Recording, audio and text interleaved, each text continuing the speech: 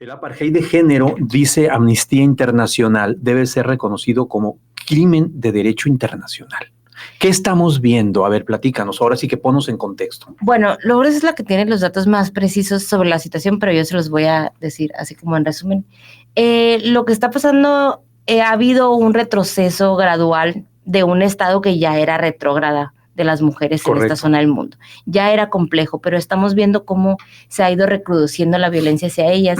Y en estos días estuvo circulando la noticia de que se prohibía que las mujeres mostraran sus rostros y su voz en público, que simbólicamente ya, ¿no? Es una... A estas alturas de la vida. Así es. Yo quisiera que pensara intervenir en la segunda parte porque los comentarios que tengo son sobre qué pasa con Amnistía Internacional y qué pasa con la ONU, qué fuerza realmente tienen esos organismos en esta... Ese es un buen punto, son meramente testimoniales, se quedan en un comunicado posteado en redes o qué tanto más allá pueden ir. Mira, déjame ubicar un poquito las cosas porque ya me entra a ese punto.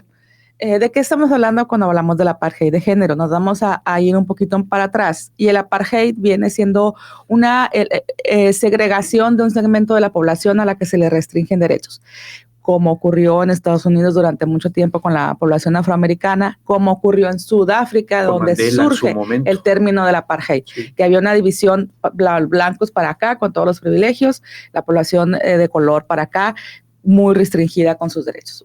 El solo hecho de que haya esa división ya es una violación de los derechos humanos. Bueno, cuando cayó el régimen talibán ya se había instaurado en Afganistán y luego intervino a Estados Unidos, lograron sacarlos y más o menos durante 20 años hubo un estado en el que las cosas estuvieron mejor para todo mundo en Afganistán y las mujeres pudieron ir a la escuela, pudieron salir a hacer actividades que este régimen fanático y demencial no les permite, porque no es necesariamente el Islam, es el régimen talibán, correcto, que hace una interpretación muy fanática, radical y demente del Corán. Entonces, en 2021 regresan otra vez al poder y en ese momento todos sabíamos, especialmente las mujeres sabíamos que iba a empezar otra etapa de regresión, pero resultó mucho peor de lo que estaba antes, porque se les prohibió a las mujeres ir a la escuela, no pueden estudiar, no pueden salir a la calle solas y ahora ni siquiera pueden hablar en público. Ese es el nivel de retroceso en el que estamos. Pero eso ya es suficientemente grave lo que está ocurriendo ahí y más si lo anexamos con lo que está ocurriendo con las mujeres en Irán y la policía del honor y esas cosas. Pero otra razón por la que quisimos traer ese tema a la mesa es que cuando llegan regímenes totalitarios o muy absolutos o que tienen estas interpretaciones tan absurdas de las cosas, derechos alcanzados empiezan a retroceder. Absolutamente. Y entre los primeros derechos que se retroceden son los de las mujeres. Son de los primeros. Y no nos vamos a ir ni tan lejos. Tenemos el caso de Estados Unidos, con los derechos reproductivos de las mujeres, que ahorita está siendo un factor muy determinante en la campaña. De Kamala. Uh-huh. Entonces, por eso lo quisimos traer a la mesa. Muy y ahora, Janet, bueno, aquí está la segunda parte que decías, después de este gran contexto que nos pone Lourdes. Yo creo que las frases populares son muy certeras, y eso de que cuando veas las barbas de tu vecino cortar por las tuyas a remojar, como bien dice Lourdes, pues no podemos separar los derechos humanos de los regímenes de gobierno, porque al final los estados, la fuerza que puedan tener las instituciones internacionales es muy limitada si no hay un compromiso real del Estado. Ahorita, y que íbamos a decir que no dijimos que no tocaríamos lo de la reforma, pero al final hay muchas esperanzas puestas en los organismos internacionales. La pregunta es qué tanta fuerza tienen esos organismos en este momento político, histórico del mundo. De algo.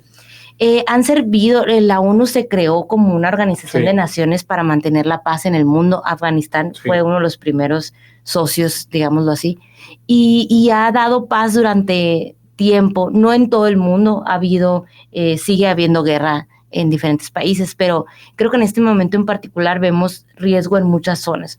Tenemos al Estado de El Salvador con un estado de excepción durante muchos años, y eso no es mediático ni no es un escándalo internacional.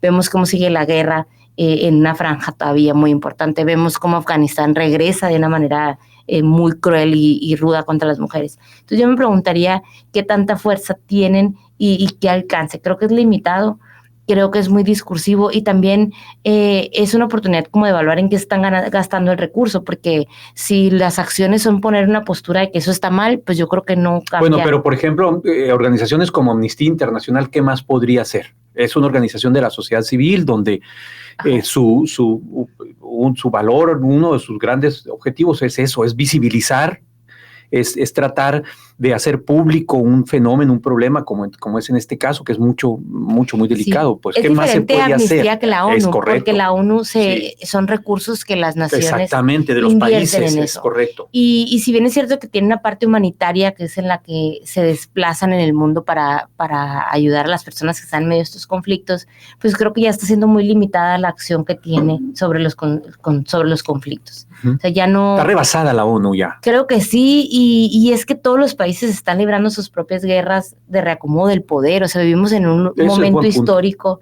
en el que vemos Estados Unidos, siempre ha habido una disputa, pero no como esta, y en México lo suyo, y en Latinoamérica lo propio, ¿no? Entonces, creo que no, en ningún lugar del mundo es ajeno a lo que está sucediendo a nivel global. Difícil de detener este retroceso, Lourdes. Complicadísimo, sí, es muy difícil. ¿no? Complicadísimo. Tendría que derrocarse el régimen talibán. Ese sería el paso. Esa sería la única. Pero lo que la ONU, pues Amnistía no puede hacer más de lo que está haciendo, que correcto. Es visibilizar y poner el tema en la mesa. Sí. La ONU podría hacer más, pero yo creo que incluso ahorita organismos que deberían intervenir, pero requieren que los países lo hagan, pues, que los países presenten denuncias ante la Corte Interamericana, la Corte Internacional de Justicia o las convenciones de derechos humanos, para que ahí primero se haga el decreto que se está cometiendo un crimen de lesa humanidad en Afganistán con esta restricción de derechos que es casi absoluta para las mujeres.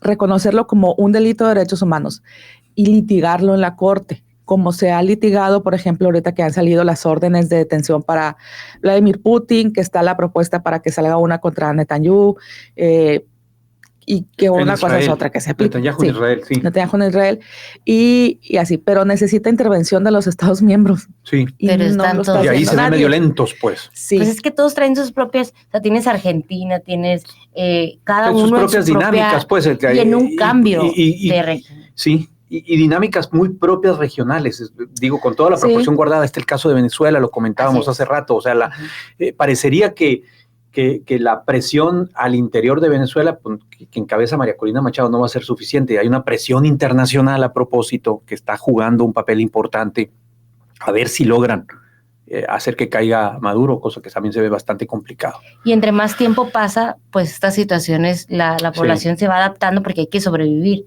Entonces también la fuerza que tienen de resistencia va disminuyendo. Sí, y hay otras medidas que sí puedan tomar los países y que se les ha estado pidiendo a países cercanos, por ejemplo, otorgar asilo a mujeres y niñas y niños afganos, no deportar a las mujeres que estén en su territorio, no deportarlas si ya están ahí, por lo menos, o sea, no expulsarlas otra vez a Afganistán, pues buscar otra zona en la que puedan estar, abrir canales para que puedan salir y ser recibidas en otros países, o financiar iniciativas de la población que ya está fuera de Afganistán, que pueda de alguna manera tener algún tipo de activismo dentro de ese país.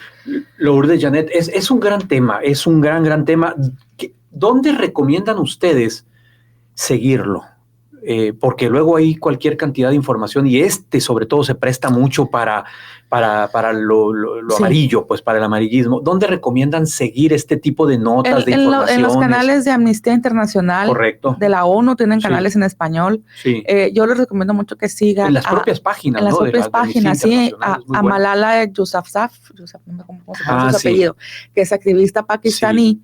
Y que tiene una fundación dedicada a la educación de las niñas y adolescentes, y ha sido de las primeras que empezó a visibilizar este término de la apartheid de género, y que está pues eso, realizando acciones e invitando a otras organizaciones que puedan tener un nivel de influencia, como la de Melinda Gates, por ejemplo.